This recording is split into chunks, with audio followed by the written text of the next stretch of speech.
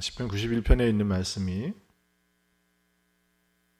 오늘 하나님을 신뢰하는, 하나님을 믿는 모든 믿는 자들에게 안전을 약속해 주고 계십니다. 시편의 말씀에서 하나님은 어떤 분이십니까? 하나님은 우리의 보호자라는 거예요. 그러니 그분 날개 아래 피할 때 우리의 모든 두려움과 위협 속에서 진정한 평화를 누리게 될 것이라고 말씀해 주고 있는 것입니다. 근데 오늘 우리의 삶을 보면 어떻습니까? 우리는 늘 안전을 추구하고 또 평화롭기를, 또 행복하기를 원하지만 밖으로부터 얼마나 많은 도전들이 있느냐라고 하는 거예요. 또 밖에서뿐만이 아니라 우리 내면에서도 사람들이 볼 때 어때? 밖은 정말 평안하고 조용한데 속이 시끄럽다고 그러죠.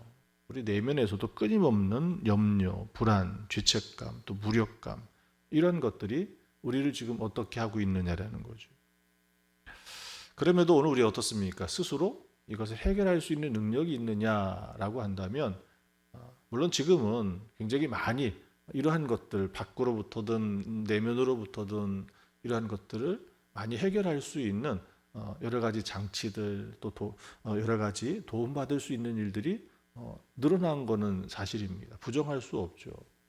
인간의 마음의 문제도 지금은 어떻게 합니까? 약물로 다스릴 수도 있고, 또 상담이라고 하는 여러 가지 기법들을 통해서도 도움을 줄 수 있다라고 하는 거예요. 그렇지만 그 모든 일들이 아무리 인간의 지식과 기술이 성장함을 통해서 그러한 밖으로 안으로 일어나는 일들, 이런 불안과 두려움 속에서 모든 것을 다 해결해 줄 수 있느냐라고 한다면 결코 그러지 못하다라고 하는 것이, 여전히 우리 스스로 이것을 다 해결할 수 없습니다라고 하는 때로는 무력감으로, 때로는 우리 연약함으로 드러날 수밖에 없다라는 거예요. 그러니 오늘 이 시편 기자를 통해서 우리에게 말씀해 주시는 것처럼 정말 하나님의 날개 아래에 머물 때만이 참된 평화를 얻을 수 있다라고 하는 것이죠. 예수님께서도 오늘 우리에게 어떻게 초대의 말씀을 주고 계시느냐라고 하는 거예요. 수고하고 무거운 짐진 자들아 다 내게로 와라. 주님의 이 말씀에 여러분 어떠십니까? 위로가 되십니까? 삶의 지침이 있었을 때 우리 성경에 보면 한나가 있죠. 그 한나는 어떻습니까? 아이를 갖지 못했던 그 고통. 이건 어떻게 보면 지금이야 이런 문제들이 그렇게 크게 부각되지는 않지만 한나가 살고 있었을 때는 어떻습니까? 아이를 갖지 못한다라고 하는 것은 어떻게 보면 하나님의 저주예요. 그렇게 여겼었어요. 그러니 그가 갖고 있는, 사람들이 뭐라고 하지 않아도 스스로가 갖고 있는 그 고통이 얼마나 컸겠느냐라고 하는 거예요. 그러나 이 한나는 어떻게 합니까? 그런 스스로의 괴로움 속에서, 또 그로 인해서 많은 사람들이 그를 조롱하고 비난하는 속에서 그 삶의 무게가 얼마나 크고 힘들었겠습니까? 사무엘상 1장 10절에 있는 말씀에 보면 그가 어떻게 했죠? 하나님 앞에 통곡하며 기도했다라고 그랬어요. 그 모습을 보았던 엘리 제사장은 뭐라고 얘기합니까? 마치 술 취한 사람처럼. 그 정도로 그가 하나님 앞에 어떻게 하고 있었느냐라고 하는 거예요. 그러나 그가 그렇게 하나님 앞에 정말 간절하게 토로하고 기도했을 때 사무엘상 1장 18절에 있는 말씀에 보면 그의 얼굴에 다시는 근심빛이 없었더라라고 기록하고 있어요. 그 한나가 하나님을 찾아와서 하나님께 그 자기의 모든 괴로움을 맡겼을 때 어떻다라는 거예요? 거기서 진정한 안식을, 평화를 누릴 수 있었다라고 하는 것입니다. 그리고 하나님께서 어떻게 하십니까? 그에게 정말 큰 은혜를 베풀어 주셨죠. 오늘 우리가 살아가는 삶의 무게는 어떻습니까? 물론 각자의 무게가 다를 거예요. 때로는 어떤 사람들이 바라볼 때는 에이 그 정도쯤이야 뭘, 나도 다 겪어본 일인데 라고 가볍게 여길 수도 있습니다. 때로는 본인 스스로는 그렇게 느끼지 않지만 사람들이 볼 때는 어때요? 아우 어떻게 하냐고, 어떻게 하냐고. 도리어 다른 이들이 더 큰 무게의 짐으로 느끼는 사람들도 있을 것입니다. 그러나 그 무게가 어떻든 오늘 우리는 하나님 앞에 나아가야 되는 거예요. 하나님 앞에 나아가 그의 날개, 그의 품에 안길 때만이 진정한 평화와 안식을 누릴 수 있기 때문에 참된 쉼은 어디에서부터 시작이 됩니까? 하나님께 나아갈 수 있는, 하나님의 그 품에 안길 수 있는 사람이 누구냐라고 하는 거예요. 그것은 거듭난 사람만이,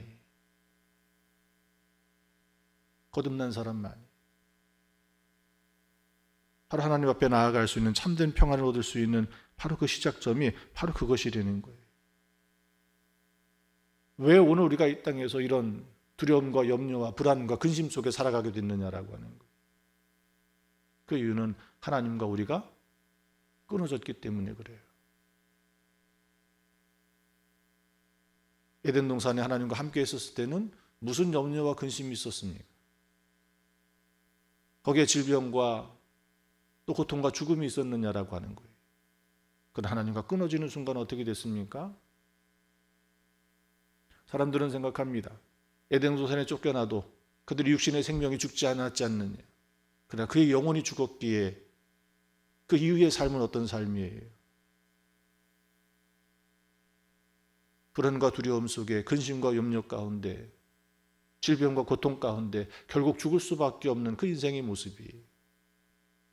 거기에서 다시 평화를 누릴 수 있는 진정한 안식을, 쉼을 얻을 수 있는 것은 다시 하나님과의 관계가 회복되어지는 것인데, 그 관계의 회복은 무엇입니까? 우리가 거듭나지 아니하면.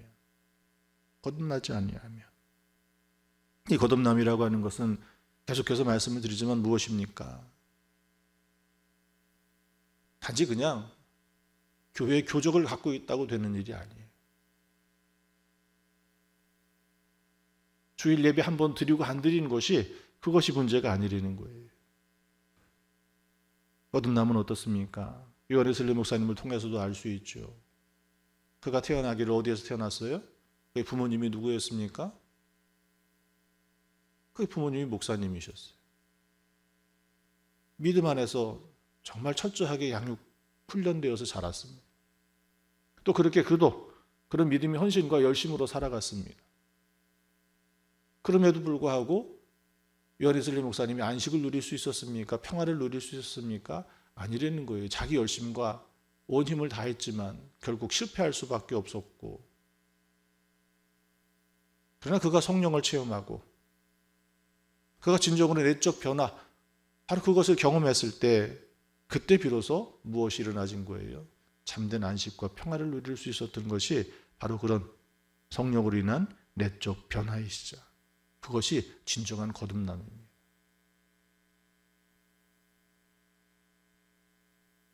요한복음 3장 3절에 말씀하시지 않습니까?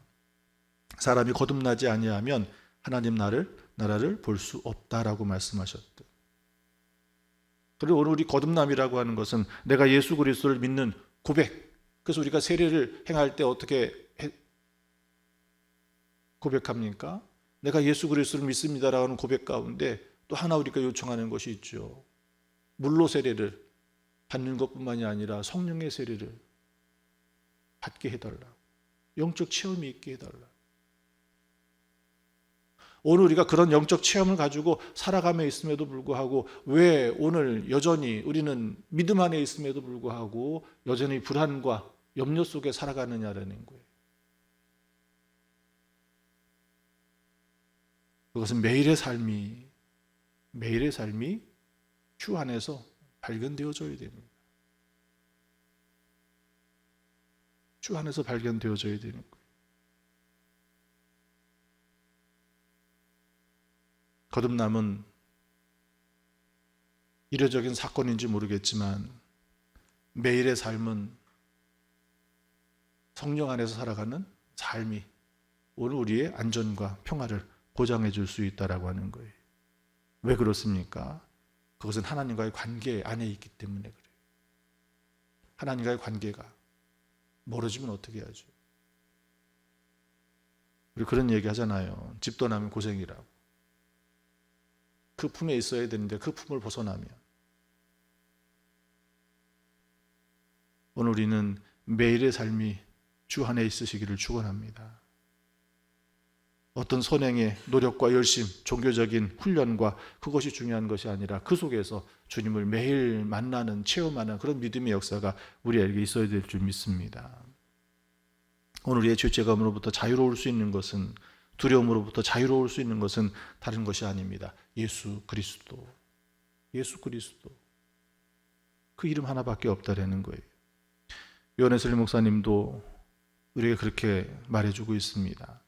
누가 우리를 위해 죄를 대신 짊어지고 누가 우리를 위해 죽었는가?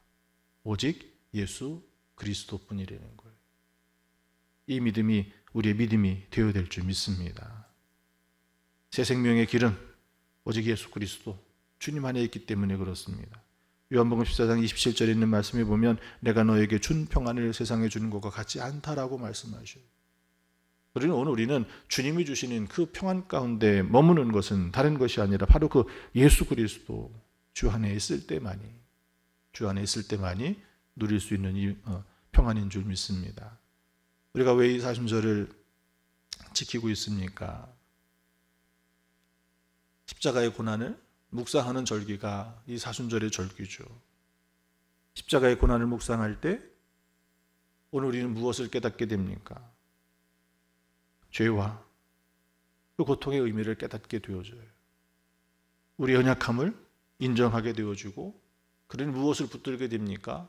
예수 그리스도의 그 부활을 붙들게 되어지는 거예요. 예수님께서는 십자가에서 우리의 모든 죄와 수치를 짊어지셨고 부활하심으로 그 사망의 권세를 깨뜨리셨다라는 거예요. 오늘 우리가 십자가와 그 부활을 바라볼 때 오늘 우리 인생 가운데 다가오는 어떤 두려움도 염려도 그것이 우리를 지배하지 못할 것이라는 거예요. 바로 이것이 오늘 하나님의 그 날개 아래 누리는 안식이고 평안인 줄 믿습니다. 코리텐봄이라고 하는 분이 계십니다. 네덜란드의 분인데 2차 대전 때 유대인을 숨겨줬다는 이유로 나치 수용소에 갇히게 됩니다. 그곳에 엄청난 박해와 위협 속에서도 이 코리텐봄 여사는 끝까지 믿음을 포기하지 않았어요. 말씀과 기도 속에 하나님의 임재를 체험하는.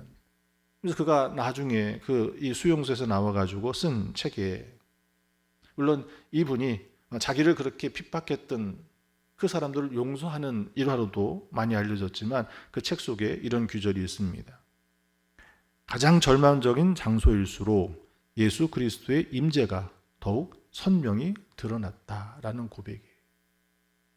그런 어떤 곳이에요? 나치의 그 포로 수용소에서 엄청난 고난과 박해, 죽음의 위협 가운데 살고 있었지만 바로 그 속에서 누구를 만났다라는 거예요. 예수 그리스도. 주님을 붙들고 주님을 만나는 그 임재의 체험이 그 고난을 견딜 수 있었고 결국 그곳에서 나왔을 때 이런 믿음의 고백을 할 수 있었다라는 것입니다. 오늘 우리는 바로 그 주님을 붙들고 주님 안에 머무는 그런 믿음의 삶을 사시기를 축원합니다. 오늘 우리가 함께 이렇게 기도했으면 좋겠습니다. 주님, 제가 하나님의 날개 아래서 참된 쉼을 누리게 하소서. 제 모든 염려와 두려움을 하나님께 맡기고 주님의 사랑과 보호하심을 신뢰하게 하소서. 오늘 이 기도가 오늘 한 날이 주 안에서 참된 평화와 안식을 누리며 주님 주시는 능력을 힘입어 오늘도 승리하시는 복된 날 되시기를 축원합니다.